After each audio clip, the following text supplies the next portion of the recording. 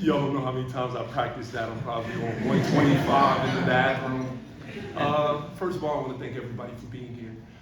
I'd like to thank Dr. Roberts, the Board of Trustees, John Cohen, the entire search firm, Mary, Jeanne, Jared, Lee. Everybody's just been great. I also want to thank my Norfolk State family.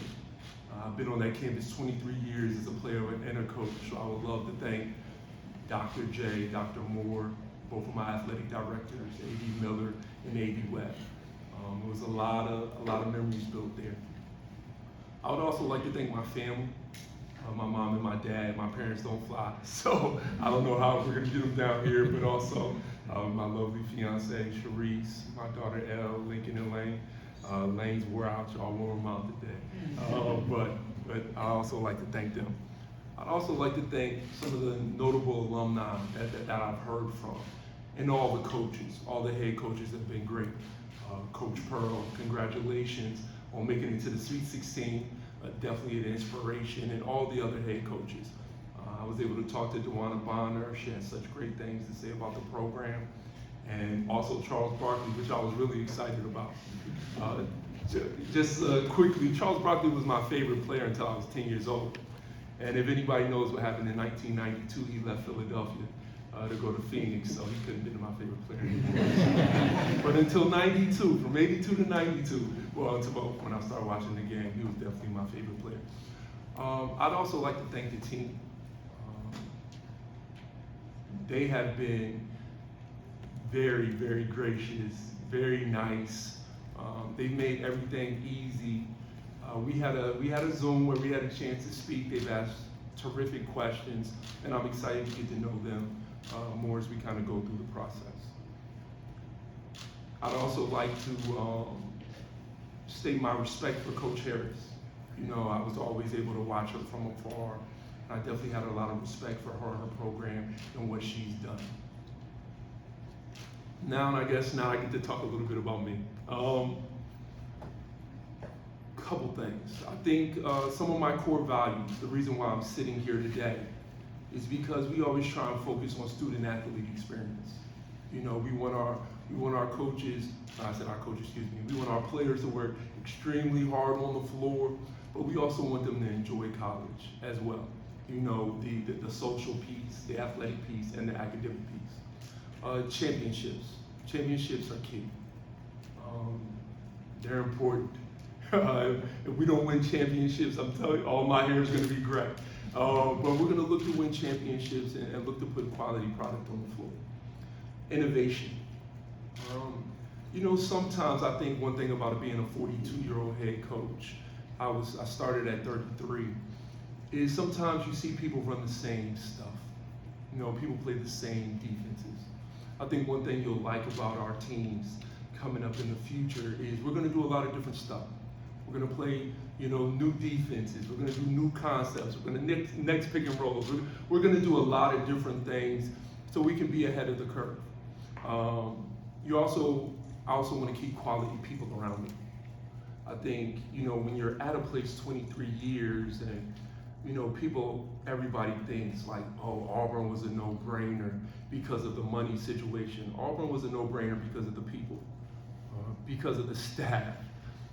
That's what made Auburn a no-brainer, the people. And we want to have quality people on our staff, and we want to have quality people on our team. You know, that's important to us. Accountability. I am the son of a 32-year naval vet. One thing my dad taught me was accountability. We want to be accountable. My teams are going to be accountable. When we're making mistakes and when we're not, you know, we want to learn from our mistakes, but accountability is going to be key for us. And then integrity. And, you know, integrity and civility means different things to different people. I'm 6'8", 260, I told my team, I can't be on the sideline acting like Kim Mulkey, you know.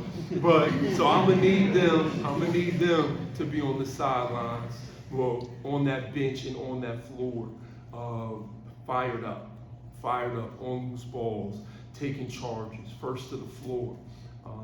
snatching rebounds out the way, out the air. When we get and ones, I want them to yell and one. But we want to do it with integrity and civility, and we don't want to yell in anybody's face. When I made this transition, I was trying to figure out what we would try and recruit, right? Styles kind of make fights. Everybody knows the old boxing analogy, but what would my ideal tiger look like? What would my ideal tiger look like? Well, one, she's going to have a lot of pride. She's going to have a lot of pride in the orange and blue, right? From day one. She wants to have a sense of excellence. 31 and up. We know it's going to be super tough, but we want to go into every year, every game, looking to go 31 and up. And it's a lot of coaches in this room, and sometimes you can play your best game and lose. Where X and O's wise, you were almost perfect, but you still lost. But we want to be excellent to where we can hold our heads up and go to the calf, I want them to be curious about the game, curious about what's on my mind. Coach, why are you running two? Why do you run two on the left side of the floor? Why are we doing this here? Why are we doing this there? I want them to be curious about what we do. But that's not only like on the floor, that's also when they're meeting with their professors. I'm somebody who went to school as an engineer major, left as a coach, right? And that curiosity to the game kind of took me that way. Engagement. And engagement is twofold. Engagement is us in the community, shaking hands, meeting our neighbors. But engagement is also spending that extra time in the gym. Everybody wants to be on the Naismith Award winner list. Everybody wants to be on the Dawn Staley Award winner list. But not everybody's going to be engaged in the off season to get that done. And we want to have a group that's engaged. I've had some time to get on YouTube, and when you're on YouTube, that Auburn Creed pops up. And as you listen to that Auburn Creed, you get to that second line, and it's like, I believe in work and hard work. And as y'all get to know my story, y'all know I'm only here because of hard work. And hopefully our hard work can lead to some championships. Hopefully our hard work can lead to that celebration on Rolling Tumors Corner. Hopefully our hard work can lead to 100% graduation rate. That's one thing that I can promise, that we're going to work hard in the classroom, and we're going to work hard on the floor, and we're going to look to meet, or they're going to meet me halfway in everything we do. War Eagle.